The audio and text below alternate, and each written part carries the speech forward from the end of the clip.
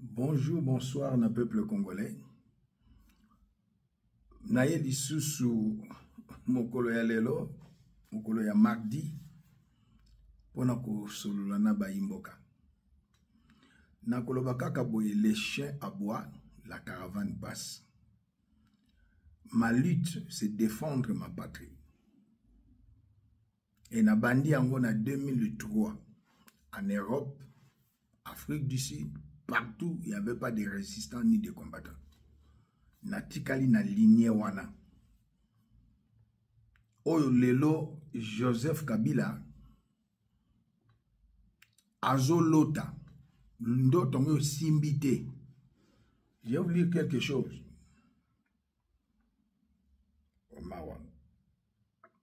Joseph Kabila Nakobenge, président honoraire, c'était un terroriste et criminel sanguinaire.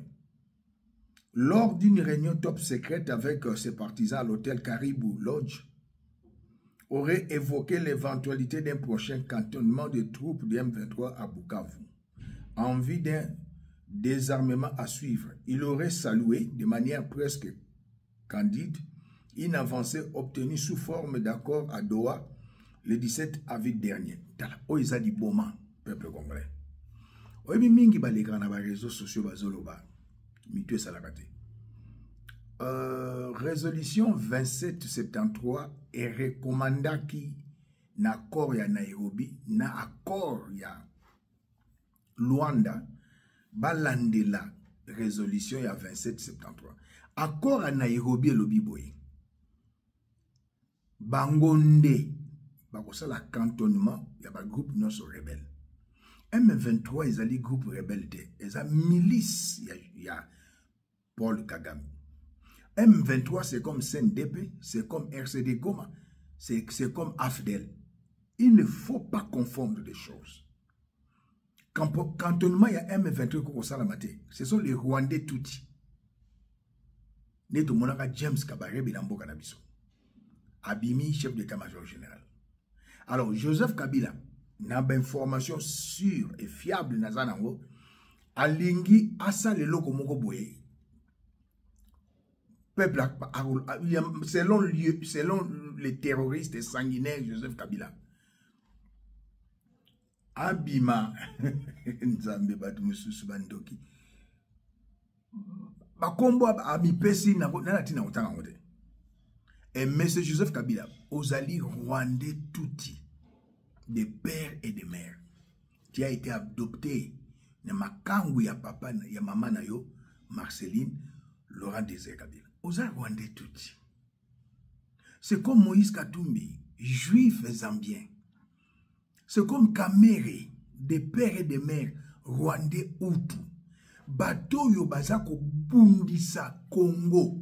Je ne parle pas d'abord du président Félix. Bato bazo bundisa Congo, Bangoana. Le mal d'aujourd'hui, c'est Afdel. Ce qui Afdel est kotakate, dans 97, mais le Congo, il nous a le lingue saboyete. Mais regardez-moi, je n'aime pas insulter comme les autres sont en train de le faire. Ces jeunes garçons, donc, de Moulaïte, Azalagi Napoto, Rex Kazadi. Ah d'accord, ok. C'est bien ce qu'il vient de dire. Donc, M23 soutenu par le Rwanda. Les AFC soutenus par le Rwanda. Donc vous êtes tous, votre chef c'est Kagame. Je vous ai dit tout à l'heure, nous sommes prêts à signer un pacte avec l'État pour sauver le Congo. Donc vous avez signé avec Kagame. Aujourd'hui, Kagame est avec l'AFC pour des raisons, pour des questions d'intérêt. Il a ses intérêts à défendre, nous avons les nôtres. C'est une alliance. Mais quel type d'alliance vous pouvez faire avec un génocidaire, l'assassin de vos frères, que vous insinuez vouloir qu'on appelle les sanguinaires, qui tuent. Et aujourd'hui, vous allez pactiser avec cette personne justement que vous cherchez à sortir hors du pays. Parce que en réalité, le problème de la RDC aujourd'hui, c'est Kagame.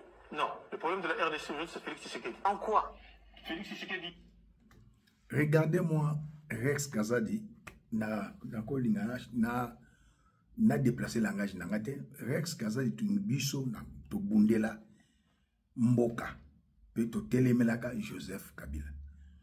oye na Kinshasa, selon yo, aux gens qui déceptionnent à IDPS, selon yo, il fallait la candidat na la députation à IDPS, selon yo, et simbité, ok, na présidentielle, et simbité, ok, balouke la mabélé. Moi, je ne parle pas de M. Fachi, Félix Antoine Tshisekedi. Au balouke la République, ça c'est une haute trahison, les Kinanga, Res Kazadi et les autres qui suivent, pas aveuglement, balouke la Mokombo, n'a beaucoup déplacé le langage. Pour Nazala Ndenge Mokote na Baoyo, Denise Niake Wazo Tinda, Butumoi, Bafinga Kangai, Basalaka Banini, Nazakunate.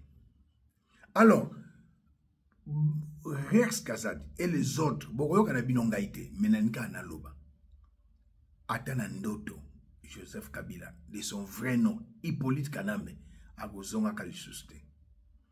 Moïse Katumbi, au gouverneur, Akozonga Kalisuste. Et Kamere, ce qu'il fait, à côté de l'inani, monsieur, les Rwandais touti, Oyo, Matatampogno. Pourquoi je dis le Rwandais touti Matatampogno? Lunda Bolulu, à l'époque de Mobutu, premier commissaire d'État, Bétidian Rwandais touti Bayaki Kokutananaye, le chef de délégation, c'était Matatampogno. Aloba yango, et ça n'a pas vidéo. Voilà.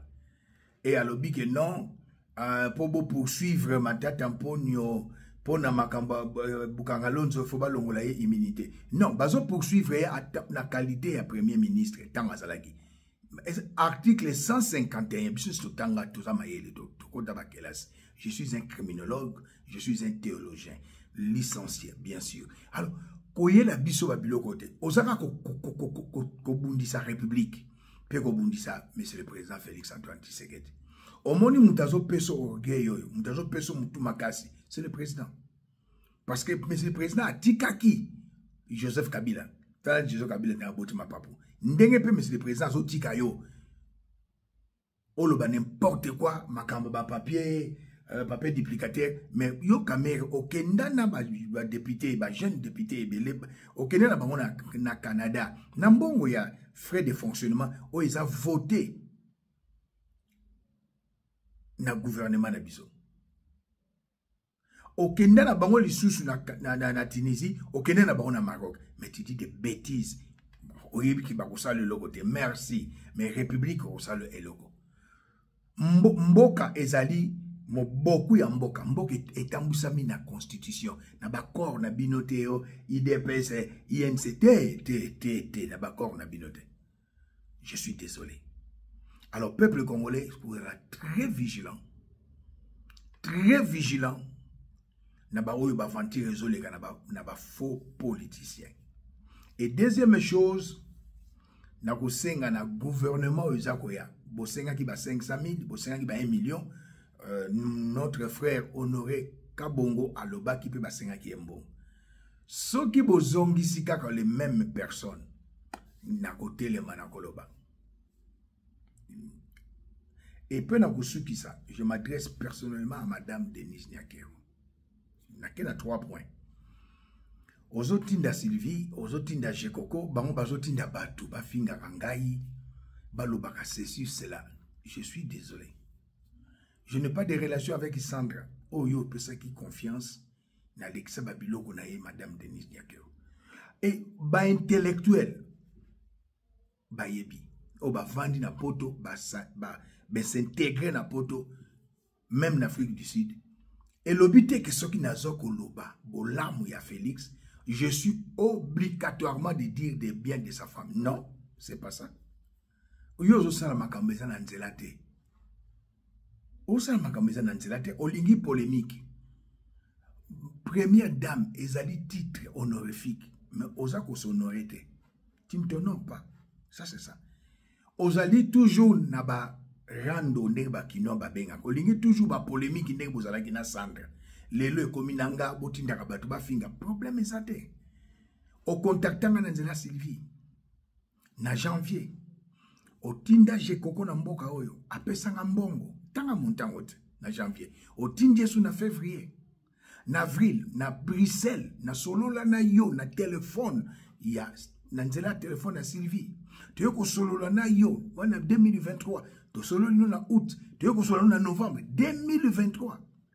Au pesina mbongo mbalebele pour na nini tikana ipsa peuple congolais. Pour na baneko le bakoza rwandaise touti. Au kabela ngambongo tendengo yebisi certains membres de famille. Il y a papa Etienne Tshisekedi que je respecte. Au kabela ngambongo te. Au contacta ki ngane au contacta ki Sandra pour somba silence. Ngaba somba silence nangate. Aux alliés rwandaises toutes. Première preuve. Cette dame, Maman Marie, a le baquet qui yosa rwandaise toutes. Au tindi un général Kassongo. Il a commandé la police à Villa Kinshasa à Kangié. Le matin, à Kangié, à 3 h du matin, comme une voleuse, comme une criminelle. Bah, ko kutaye, nanda kunayo, au PC Bible, au sambe la raté. Au sambe la raté. Naibi. Nana tina koloba mama vino privé au sambe la raté. Bible na munoko me. Makambozo sala, na Sylvie, ezali déplorable. Ngana yebi vina yo avant kutana M. Félix, président Félix Antoine Tshisekedi. Tant qu'on a café Fougas. Tant qu'on a café Fougas, aux Alina Anton Zabi, lesbienne camarade nayo, aux Alaki du sous-sunak Denise Malaika en diagonale na café Fougas. Et Alaki café babé en café Malaika. Bo sala kuna nayebi. Tant qu'on a qui copain no liboso, c'est normal pour tout nani ndeko nani Jérôme Nzabi. Bozalaki nae. Na poto. Cause bokabwana nayebi. C'est Nyoka Longo. Abimi, azongi, akucho na Nyoka Longo. Nandaku ya Jérôme Nzabi. Nayebi. C'est votre passé. Nayebi. Mais passé, eza bien tepo. Kabela Jérôme Nzabi, $200,000. Fatia yoki ango okimisie nanzela Brazzaville nanani na gola ka chanter le rwandais tout le kolayo. Otikala ko idengate. Opesa ki ngambongo pona lobate ko za rwandaise touti. Et Jekoko qui n'est pas frère biologique ou cousin, il y a président Fachi azolo bana Sandra ou ko loba. Ba mensonge que je n'ai pas besoin de justifier. Babuzoba nga madame Denise Nyake onatikala ko ta prison na mbokote. Oyo Jekoko azoloba. Soko zalaki une bonne femme. Okwa ko ebisa ba miso botika. Milikamba linga kata nango. Mais yo zo tinda batu ba finga. Biso to kanga munoko. Sandra kanga munoko. Ba miso ba kanga munoko. Nanga na otika wite. Mais na ko senga na yo. Mbongo ya fond minier. Eza réserve moko ezalaka pour yo o utiliser te. Oza ko utiliser ngo. De 2018 aux Alakina Jardin d'Ariane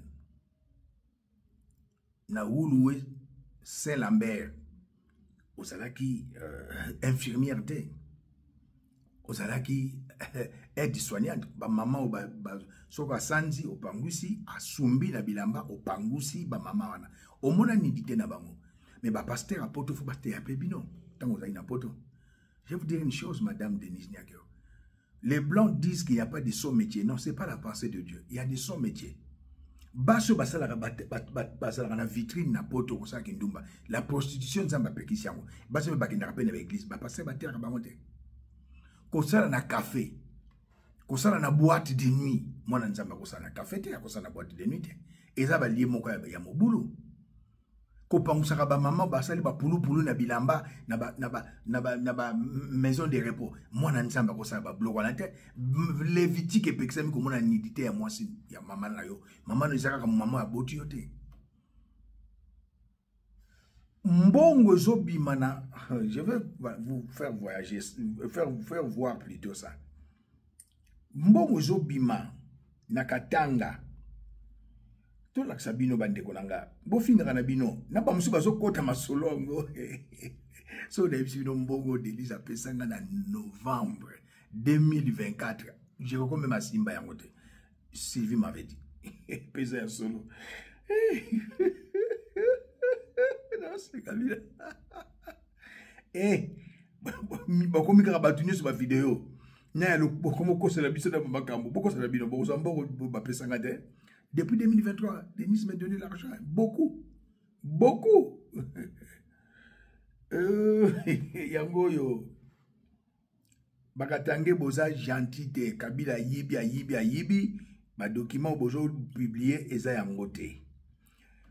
Les nouveaux codes miniers prévoyaient que les recettes qui excèdent le milliard de dollars depuis 2018 au Lualaba devaient être affectuées aux infrastructures d'intérêt communautaire. Mais, la bourse d'excellence, une structure financée par des fonds du Haut-Katanga et de Lualaba, qui est gérée par la femme du président Fachi. L'objectif de cette bourse est certainement louable, mais il s'agit d'une initiative privée qui puise dans les caisses de nos provinces. Voilà. La bourse, caisse, il y a l'État, il y a la mine, il y a la province au Katanga. Tout le bâti, Madame Denise. Il y a aussi le fameux Fonds national pour les réparations des victimes de violences sexuelles, FONAREV, dont le seul objectif est de détourner 11% de la redevance minière. C'est des millions. Lui aussi est géré par l'épouse du chef de l'État, Denise Nyakero. FONAREV, na qualité nini. Première dame n'est pas une fonction. C'est un titre qu'on donne au chef, à la femme du chef de l'État. Mais makambo ça les a yangote. Je suis bien éduqué, bien instruit, bien cultivé. Mais le fou que tu utilises de Jekoko, un mendiant, aza même na désisté, azolia umbongo na kachantale. Jekoko aza deux fois. C'est un homosexuel. Madelo moi sinon aliboso bokabona pona nini. Pepito Jekoko moi sinon mbale bokabona pona nini. Nalikamba deux fois. Alors Madame Denise tika kolia mbongo ya l'État. Na lobaki yango na kozongela. Joseph Kabila. Jeannette Kabila est plus riche que les gars. Nani. Comment on appelle ça? Comment elle s'appelle? Olive Lem. Zoé est plus riche que les Olive Lem. Mais la famille Kabila, ouais, ça bon que les gars Denise Nyakero Azate. Et pour clôturer, je vais vous dire une chose. Mbongo ya programme à 100 jours, tout le bakaka 4 jours. À part cinquantaine de millions pour la maison préfabriquée, mais Makambo et Bambongo, c'est un programme plus de 400 millions. Kamer avait pris 100 millions à donner à Denise Nyakero. Alors, à ABC, n'a pas sa maman Marthe, nani, comment est-ce? Christian, après ça, bangote à Kosa. Mais bateau, Denise Azara a poids ta famille à Mobali. Ils ont bien été Madame Denise Nyakero. Christian Tshisekedi Azana Kat na makambo à programme à 100 jours, ni notre très chère maman Marthe Azate. C'est Denise Nyakero et Nani Vital Kamerhe. Quand le président l'a su, apprendre d'ango, moi ça Azana Kati, talaga à comprendre. Mais Denise Nyakero et Azana ba millions na Katanga. Ngana yana ba homme d'affaires na Epsi Sylvie. Yebsa Madame Denise Nyakero a aidé Bisogo. Maman Salaka Biloko Nate. Maman Salaka Biloko Nate. Elle est dedans. Osako faire soigner, saigner. Mbongo. Na Okatanga. Na Lualaba. Et ça bien. Ça c'est un conseil que je vous donne. Je soutiens Monsieur le Président. Mais ba acte aux salaires routine d'aka batu ba fingaka ba surveiller ka président. So di kamomoko boy Sandra finga. Non. Tika babiloko ana. Engagé Batebele, mais ce que tu m'as donné au mois de novembre, yebsa batu montante. Yebsa batute. J'ai quoi comme on ça Sandra que yé muta pesa ngambo na novembre. Yeba tes Sylvie muta yebisa. O binsu botindi lobo no finga boyena boye. Denise a pesa bino montant ya ba pesa ngate. Azo se gabino, mais avant d'arriver, oaza mwana mbali. Ba montant au na pesa et 2 ans. Fatia yeba kite. Si yebsa Fatia sino te Fatia ko Fatia za mwana mukete. Aza yakuza atimba Madame Denise. Fatia za prêtre. Hein? Et peuple congolais, pour clôturer, voilà ce qui est aussi très important. Pourquoi dans la vidéo, on a lobby dans mon sous les lotés. Moi, il y a James Kabarebe, Patrick Kabarebe, Azala Kinshasa, 5 jours sur 7. Na Oya et pas Denis Nyakero. La raison est simple. Denis Nyakero est rwandaise et tout type de père et de mère. Sa mère, c'est Christine. Et la mère de James Kabarebe, c'est Louise. Les deux mamans, Bazaba Ndeko, ba cousine. Et James Kabarebe est cousin de Denis Nyakero. Et encore plus grave, James Kabarebe, sa mère, Louise, est cousine de la maman de Joseph Kabila, Marceline. Cela signifie Louise, Marceline, Christine, Bazaba cousine. En d'autres termes, pour clôturer, Denis Nyakero est cousine de Joseph Kabila. Joseph Kabila est cousin de Denis Nyakero. Allez-y comprendre. Babilo nous sommes na bêta yango. Sylvie a payé yango Denis a Cyprien. Na avril, j'ai enregistré Denis dans ma benga na téléphone. Il y a Sylvie. Na août ainsi que novembre, avant l'élection de décembre, Denis a Cyprien. Nazana ba audio. Mais je crois que ça va que azo kosa, azo lobaka izate boyina boy. Ba audio kaka oyo bondelanga je koko. Na tindele mo Sylvie lelo. 7 minutes oyo bondelanga na enregistré pendant 7 minutes na tindele mo Sylvie. Loba na Sylvie apeso ba audio wana. Audio oyo ba pesa mbongo na novembre. Sylvie albimoni ya mbongo wana salaboy naza nango ezali ba chantage te naza nani, excusez-moi le terme, Sandra te naza natina ba audio na balance natina na yango te. Elle m'avait donné l'argent. Premier point pour Nalobate Gaza rwandaise. Deuxième point, Nalobate Gaza cousin. Il y a Joseph, cousine, il y a Joseph Kabila. Donc, cette dame de Denis Nyakero, sa mère, Christine, et la mère de James Kabarebe, ainsi que la mère de Joseph Kabila, maman on a mis ça tout bazaba cousine. Donc, Denis Aza cousine, il y a James Kabarebe et cousin, cousine, il y a James Kabarebe et Joseph Kabila. Joseph Kabila est cousin de James Kabarebe. Bozo mona siko danger oyo na benga kafati aigle azanango.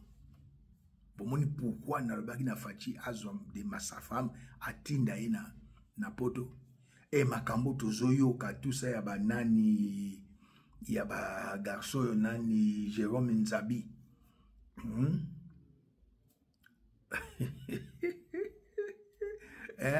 $200,000 peu au kimisier Sandra Moutalobaki en ba vidéo ezali. Jérôme Obosani peut-être en bimaki otiki Denis na palais ozonga bokuti nyoka longo mutu edoki elelo comme senga Denis a son bon pas comme na Félix. Problème ça na madame Denis Nyakero bino se baso finga bozo tinda bino wana ba pesa bino na Denis ba miette. Omoni mutu alobelaka fachi vérité fachi ndalingaka ya lobango. Mutu alobelaka Denis c'est vérité Denis na abangaka e. Bino zo mona bino ba mbwa lokola petio onani j'ai compris on a Simba lui nana s'il va ça va mbongo Denis a pesa surtout en novembre et ce ça le passé bon pesa mbongo bo ndenge nini alingakate balo bagaza rwandaise alingakate 2 Nalo Bagaza, cousin à Joseph Kabila. Vous voyez bien que Denis est cousin de Joseph Kabila. Denis est cousine de Joseph Kabila et cousine de James Kabarebe. Troisième point, Kinda Batuba Finga, Narobi Misayango. À suivre.